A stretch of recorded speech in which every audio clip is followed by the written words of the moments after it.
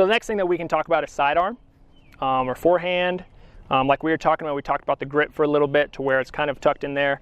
The other grips that I do see are kind of more of a, I think it's a Frisbee styled grip to where they have kind of both of the fingers, not necessarily stacked. I don't know what you would call this grip, to be honest.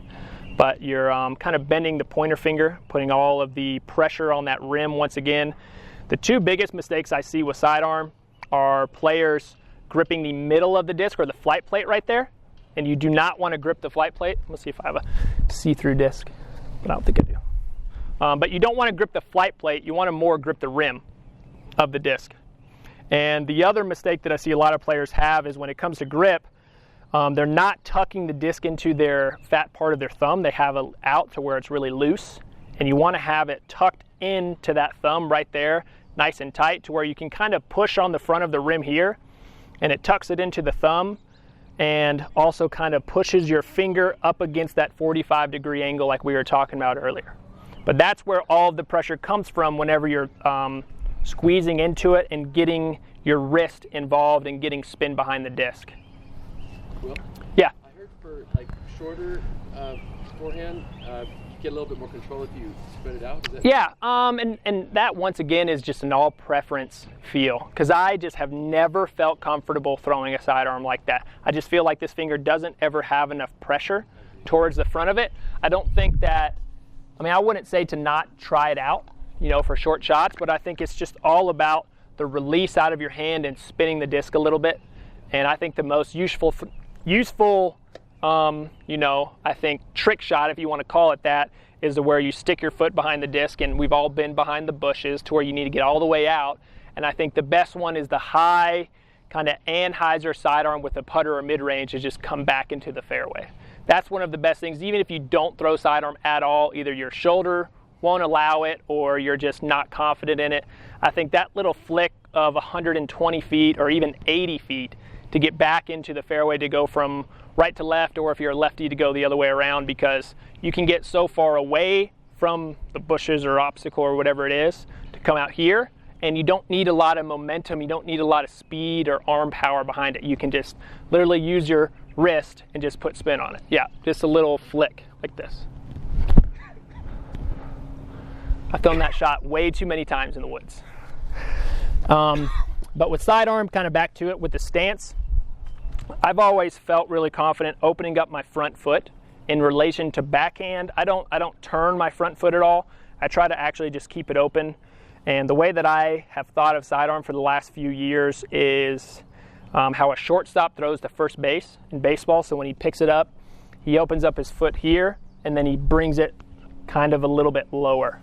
A lot of people, if they are baseball players or anything like that, they have the problem of, and you just did it to where it's coming this way right here, and you want to spin the disc and not throw it like a baseball. So you want to make sure that once again you're coming through here, you're using that wrist the right way and not rolling that thumb over, because that's just going to make the nose dip and go straight into the ground. I'll throw a couple sidearms, but I use a little bit of a run up. I put my left foot first and hop off of it and kind of load on this back foot, then once again push off and then bring through. Same thing that has to do with backhand.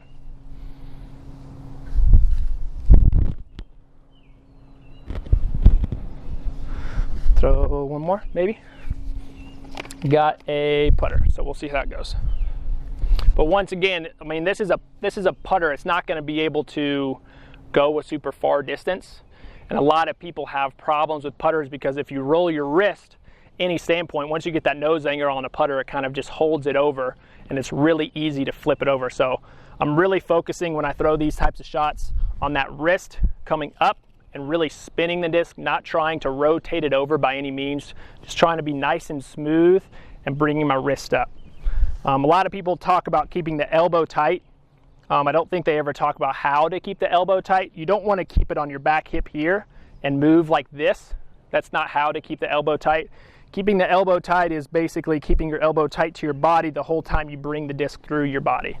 So once you're reaching back and you're bringing that disc through, that elbow does have to also come through and work as a pendulum in relation to the wrist, because once that wrist comes into the front, that wrist is opening up. Does that make sense? Once your reach back is here, you're loaded, and once you're coming through, you're opening up your wrist right at the last second. Does that make sense on that?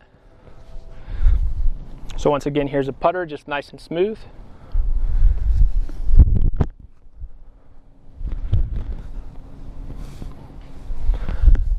You throw a lot of sidearm?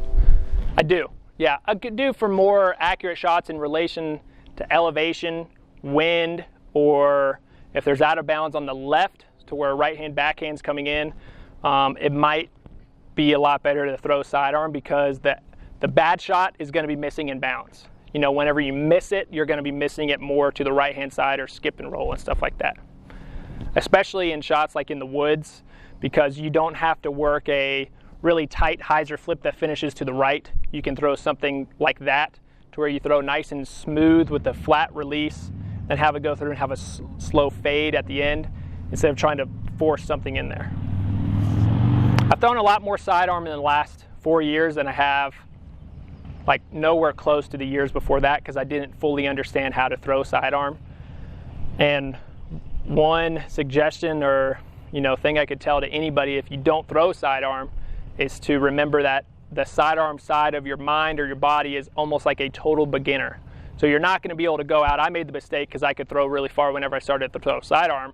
I was like, I want to throw sidearm 450 feet, but I can't throw sidearm 500 feet. I might be able to hit 380, 400 feet confidently, but I won't be able to just rip it like I do my backhand. It's not really built for stuff like that. So I always have to tell people, remember, you're almost a beginner when it comes to that stance. So work with the putter, work with the mid-range, really short shots and get confident throwing those, and then work onto something up. Because it took me about 1.5 years to really feel fully confident on throwing sidearm on like a big stage, or throwing sidearm for money, or if there's out of bounds a lot of places. So it takes 150 feet in, wide open shot. You going sidearm or backhand? Backhand if it's just wide open. If it's just wide open like this, I would go backhand. Yeah, that'd be more comfortable there. Yeah, exactly. But if the wind was ripping right to left, you always want to show the bottom, not this side, but the top of the disc, and play into the wind.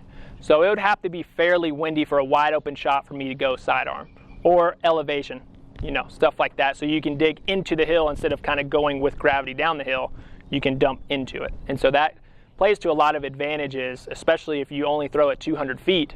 You can make it a lot easier on yourself to, instead of landing an anhyzer, you can throw a nice smooth sidearm and land it pretty flat. Yeah? How much do you feel like you use your hips when you're throwing like a longer sidearm? I would say a pretty good amount. I don't think that you should be using your shoulder or your arm a whole ton whenever throwing sidearm. I think that's one of those mistakes a lot of newer sidearm players throw if you're looking to get more distance. Because to really use your shoulders, people think of really rotating it and bringing it over. But if you keep your, kind of your lower body more down and using your knees and your lower body a lot more, you can actually push off and just have a nice smooth pull through, instead of really putting a lot of pressure on your arm and trying to rip it through, and then you're feeling a lot more unconfident, and especially trying to rip something. It's not something that I would suggest like tournament wise or anything like that, but if you're just ripping a sidearm, I think that I would almost say 60% lower body in comparison to upper body. Because footwork is key, because if you don't have anything working here and you're just standing there trying to rip through, it's not really going to go a whole lot farther. Right. Yeah. It's good to have a little mix. I think if you guys don't throw sidearm, it's all dexterity or feeling the rip out of your hands whenever it comes to throwing that way. Completely different whenever it comes to backhand. But really try to work short shots. The way that I learned to throw is I picked one hole at my home course, and I would always throw sidearm on that one hole. I would make sure whenever I get there in practice rounds, I couldn't avoid throwing sidearm for the day. Even if it was just one shot, it was something that if I went to my home course, I would get good at throwing an S sidearm, or I would get good throwing a left to right, kind of spike hyzer sidearm. So at least one round, whenever you're going to go play, you're going to throw that one shot. And it, of course, slowly builds confidence, but you don't have to go out into the field like this and throw sidearm after sidearm to feel like you're going to get better at throwing it. I think it's It's just kind of it's more of a mental thing too as well once you get the feeling of throwing it confidently. Yeah.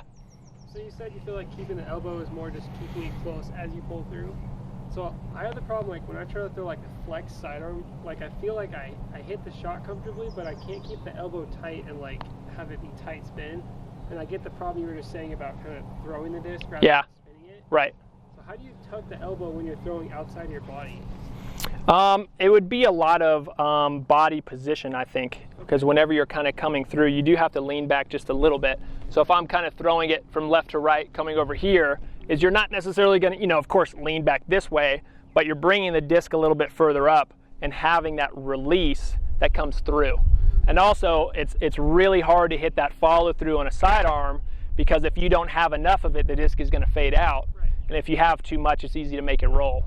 So that's why a lot of people get those super overstable discs like an X1 or an H1 or something like that, to where they know they can throw it almost like a baseball and then it's going to hold and then they flex and come back and they get used to throwing shots like that.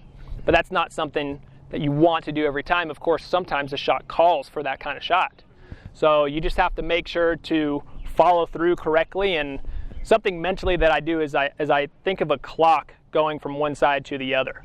So if I have to throw that flex sidearm, I actually think of throwing, okay, I need to throw at 1 o'clock to 10 o'clock, from 1 to 10, or from 1 to 7 or something like that, to make sure that I'm bringing my hand down the whole way. Because if you just start it out and you don't follow through at all, it's just going to go out and then just kind of stop and probably go way right if you don't follow through. Yeah. And if you follow through too much, then of course it's going to be roller angle, like you were saying, dropping the nose angle and it just rolling off or something like that. So I would try to think of different angles of how you can move, like your follow through, and see if that helps. Okay. Anything else?